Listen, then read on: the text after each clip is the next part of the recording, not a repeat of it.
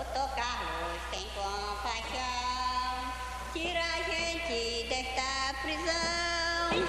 Arroz duro, feijão sem sal, e mais atrás vem um macarrão, parece goma de engomar roupão. E mais atrás vem a sobremesa, banana podre pra botar na mesa.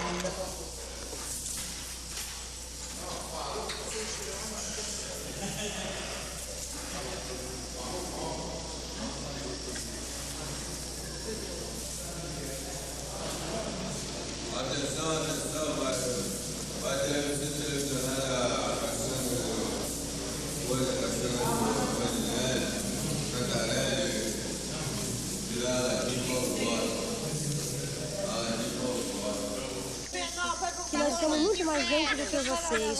Poxa, gente, vocês esquecendo de nós aqui no hospital.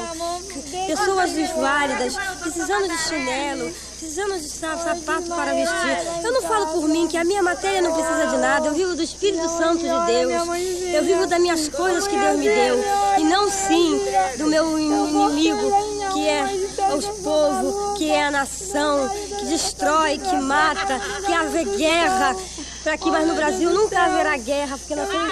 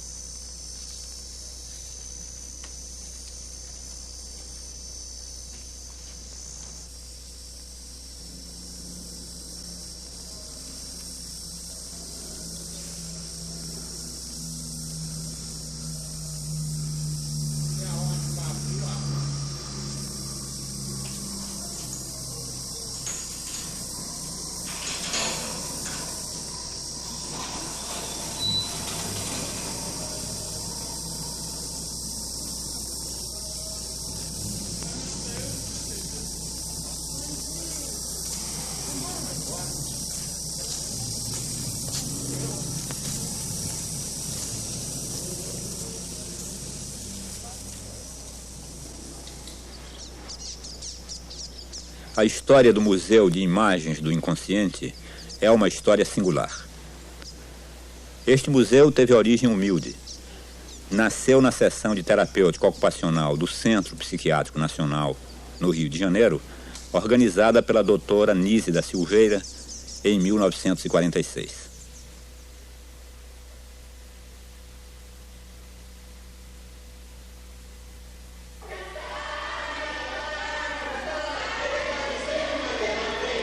A psiquiatria vigente considera o tratamento por meio de atividades ocupacionais método subalterno, mero auxiliar dos tratamentos habituais, tais como medicamentos psicotrópicos, convulsoterapia, psicocirurgia.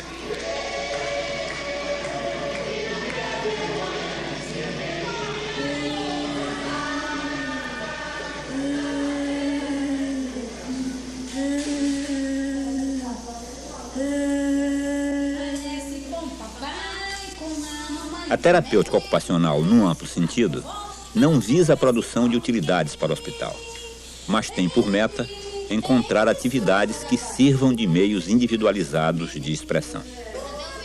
De fato, o museu surgiu dos ateliês de pintura e de modelagem instalados em situação de igualdade ao lado de vários outros setores ocupacionais: encadernação, marcenaria, trabalhos manuais femininos, costura, música, danças folclóricas, recreação, etc.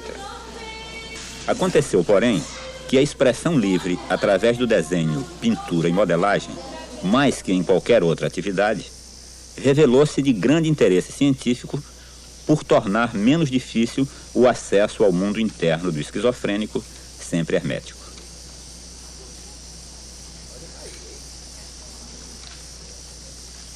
Daí nasceu a ideia de organizar-se um museu que reunisse as obras criadas nesses setores de atividade, a fim de oferecer ao pesquisador condições para o estudo de imagens e símbolos e para o acompanhamento da evolução de casos clínicos através dessa expressão espontânea. O museu não cessou de crescer. diretamente vinculado aos ateliês de pintura e modelagem, recebe cada dia novos documentos plásticos. Seu acervo, em julho de 1983, reunia cerca de 200 mil documentos, entre telas, pinturas sobre cartolina ou papel, desenhos e modelagens. No mês de janeiro de 1981, o museu foi transferido para a nova sede, um prédio de 2 andares com instalações mais adequadas às suas múltiplas atividades. O Museu de Imagens do Inconsciente, nas palavras de Mário Pedrosa, é mais do que um museu, pois se prolonga de interior adentro até dar num ateliê onde artistas em potencial trabalham, fazem coisas, criam, vivem e convivem. Ali, com efeito, se foi reunindo ao acaso todo um grupo de enfermos esquizofrênicos tirados do pátio do hospício para a sessão de terapêutica ocupacional. Desta para o ateliê, do ateliê para o convívio, onde passou a gerar-se o afeto e o afeto a estimular a criatividade. Senti meu espírito voar naquela branca asa e na imensidão azul sonho bailar. A obra infinita era um belo luz de um branco caminhante do arco-íris, mensageiro da paz. As suas cores relembram verde, amarelo, azul, da cor de anil. Nasceu Jesus, nasceu Jesus, nasceu Jesus.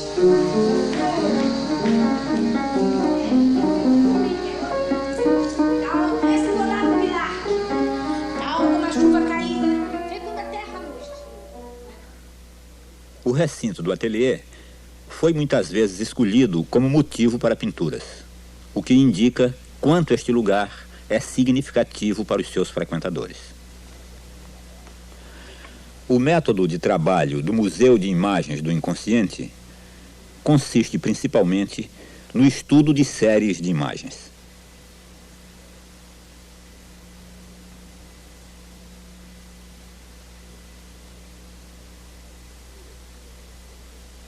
Pinturas de um mesmo autor, tal como os sonhos, se examinadas em séries, revelam a repetição de motivos e a existência de uma continuidade no fluxo de imagens do inconsciente. Verifica-se com frequência que essas séries contêm significações paralelas a temas míticos. Isso porque a peculiaridade da esquizofrenia reside na emergência de conteúdos arcaicos que configuram fragmentos de temas míticos. Essas pesquisas de paralelos mitológicos têm importância tanto teórica quanto prática. A tarefa do terapeuta será estabelecer conexões entre as imagens que emergem do inconsciente e a situação emocional que está sendo vivida pelo indivíduo.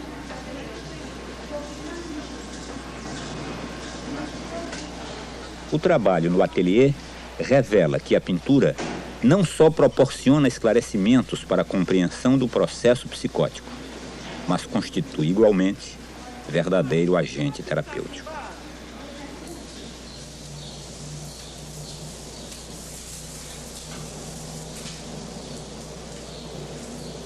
Retendo sobre cartolinas, telas ou no barro fragmentos do drama que está vivenciando desordenadamente, o indivíduo dá forma às suas emoções, despotencializa figuras ameaçadoras. A pintura permite detectar, mesmo nos casos mais graves, movimentos instintivos das forças autocurativas da psique, buscando diferentes caminhos. A experiência demonstra que a pintura pode ser utilizada pelo doente como verdadeiro instrumento para a sua reestruturação interior. Imagens circulares ou próximas ao círculo dão forma a movimentos instintivos de defesa da psique, exprimindo tentativas, esboços, projetos de renovação.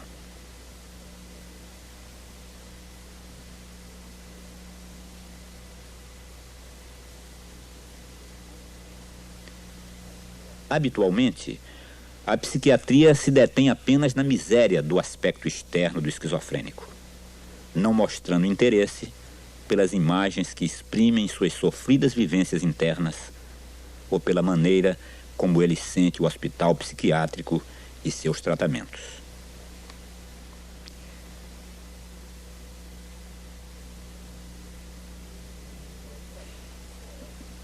E ainda menos se interessa pelas riquezas de seu mundo interior.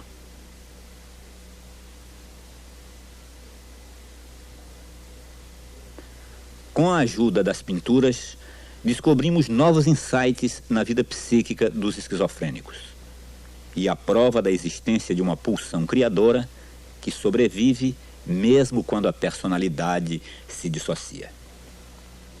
Sem enxergar esse fator criativo inerente à psique, a psiquiatria tradicional continua falando de embotamento afetivo, deterioração, demenciação.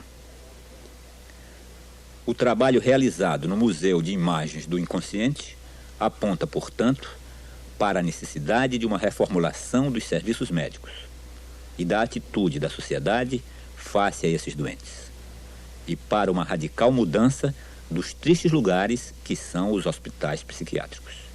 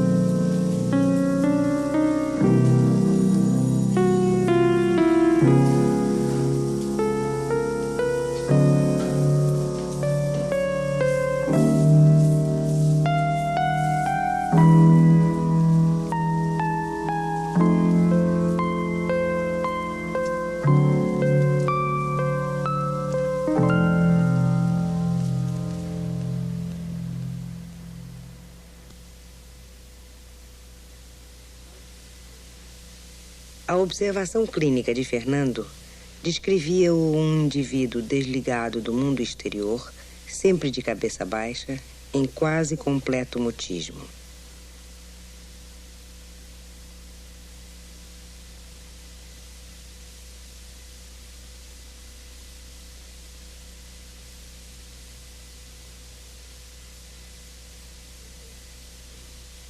Entretanto, desde os primeiros dias que frequenta o ateliê de pintura, aquele indivíduo tão esquivo maneja pincéis e tintas com avidez, sem interrupção, durante todo o tempo em que permanece no ateliê.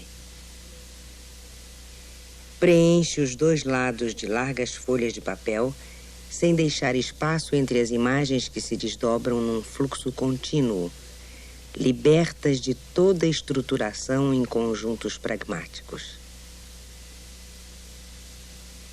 Pensamentos, conhecimentos escolares fragmentados, recordações de experiências vividas apresentam-se simultânea e desordenadamente imbricados uns nos outros. Predominam a abstração, o geometrismo, a esquematização.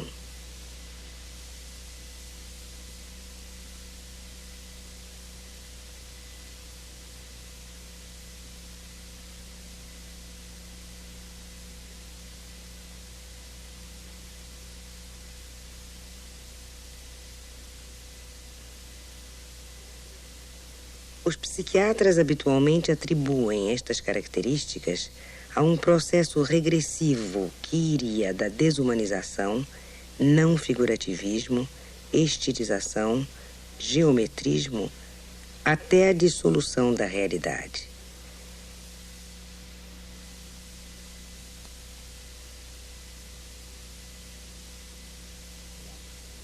A expressão plástica nessa sequência estaria revelando esfriamento da afetividade, desligamento cada vez maior do mundo real.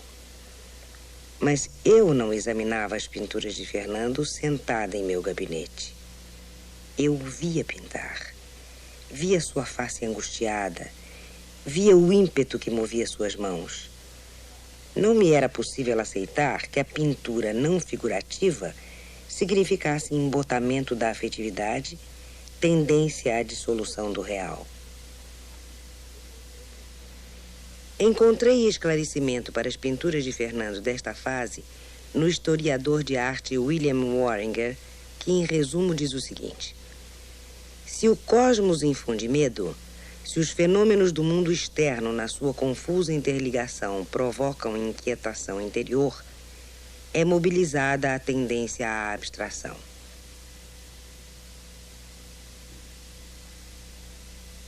A arte virá retirar as coisas desse redemoinho perturbador.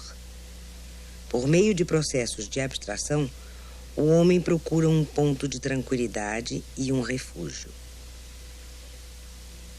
E quando o mundo parecerá mais hostil que na vivência de estados do ser ditos estados psicóticos? As pinturas de Fernando indicam um recuo diante da realidade externa vivenciada ameaçadoramente, assim como o medo da realidade interna, talvez ainda mais perigosa.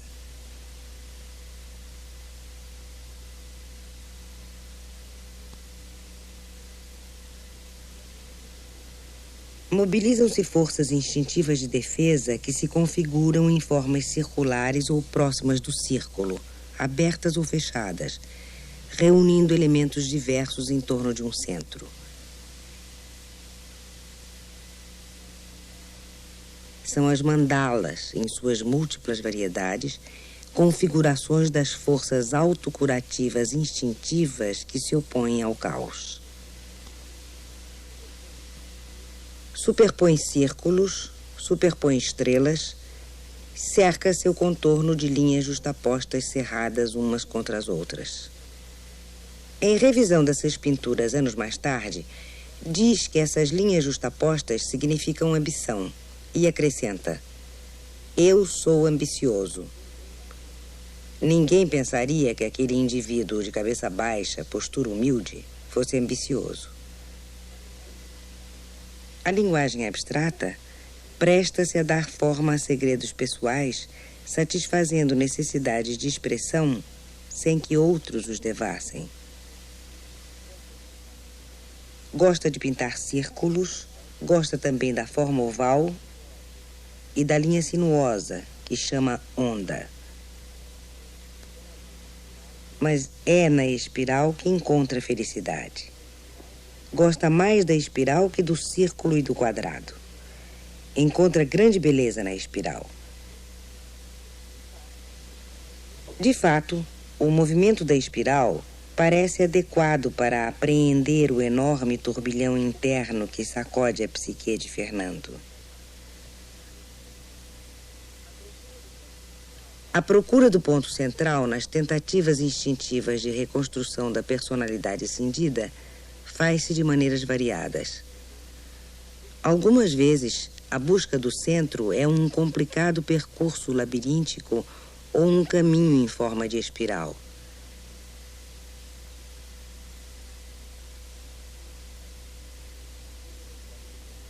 Ele recorre ao geometrismo em esforços instintivos para apaziguar tumultos emocionais, buscando refúgio em construções estáveis.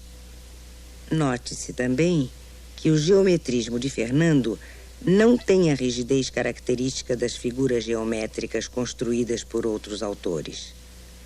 É quase sempre um geometrismo impregnado de dinamismo, do tipo do geometrismo sensível, quente, descrito por alguns críticos de arte moderna. Fernando faz com as mãos o gesto de encaixar uma coisa na outra e diz: o geométrico ajuda a juntar as coisas. Muitas vezes ele recomeçará a luta contra o caos por meio do geometrismo, ora ganhando, ora perdendo terreno.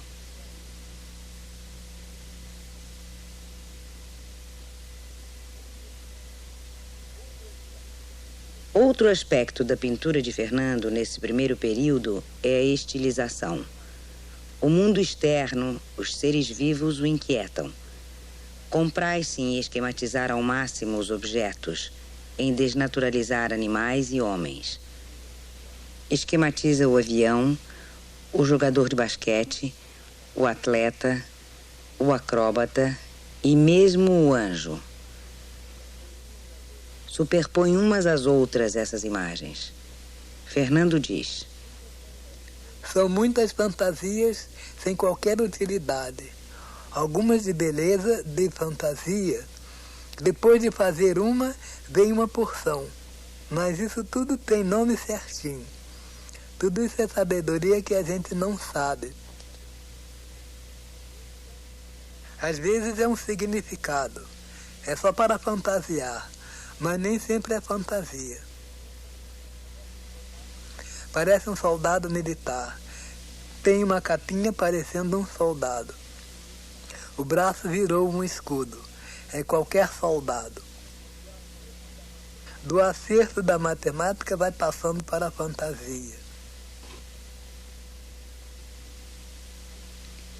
Pintar vai tornar-se um recurso para arrancar coisas e seres ao tumulto das emoções e percepções que o atordoam. Procura enquadrá-los, separando uns dos outros. Isola-os para evitar que caiam outra vez no caos. Ele diz: está tudo junto dentro de um saco. Casa, frutas, bichos, tem que separar em fileirinhas.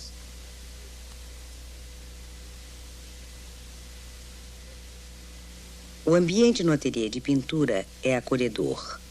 O mundo já não parece tão hostil. Poderá agora ser mobilizada a outra constante da psique oposta à abstração, isto é, a tendência ao naturalismo. Tendência, segundo Wöhringer, tão instintiva quanto a tendência à abstração. Esta tendência busca contato com as coisas e seres vivos do ambiente.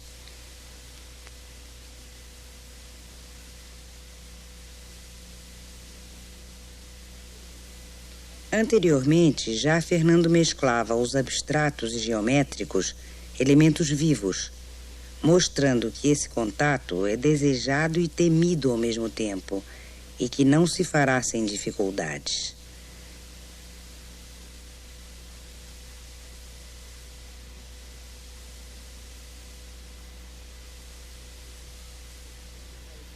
Surgem paisagens, árvores exuberantes, casas, templos, mergulhados numa atmosfera onírica. Nós vivemos entre dois mundos, entre dois sistemas de percepção diferentes. Percepção de coisas externas, por meio dos sentidos, e percepção de coisas internas, por meio das imagens do inconsciente. Mas na condição psicótica, esses dois sistemas de percepção muitas vezes se interpenetram. Daí, mesclas de sonho e de realidade em numerosas pinturas de Fernando.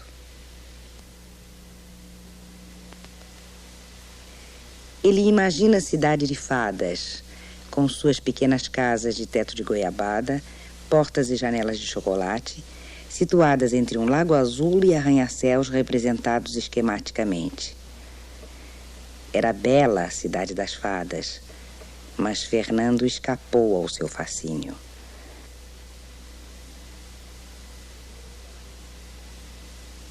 Continuou sua busca de terras mais firmes.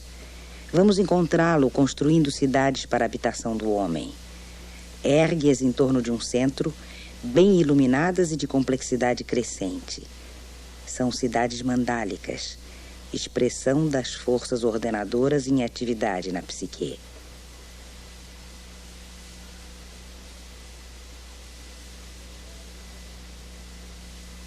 Prossegue o processo rumo à realidade. Começa um novo período na sua pintura. Antes não lhe importava a situação que os objetos ocupassem no espaço. Súbito surpreende pintando mesas e bandejas onde coloca adequadamente coisas diversas.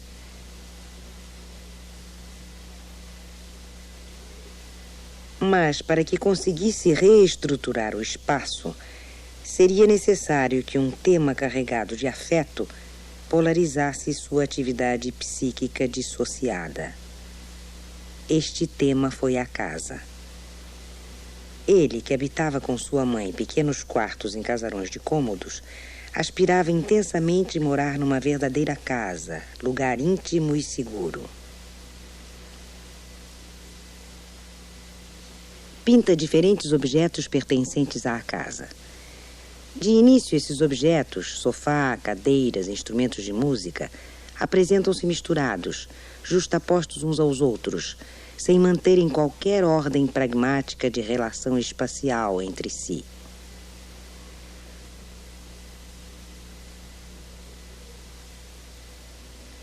O tumulto de emoções que abalou a psique de Fernando desestruturou as demarcações da área espacial construída pelo ego consciente. Tomado de vertigem,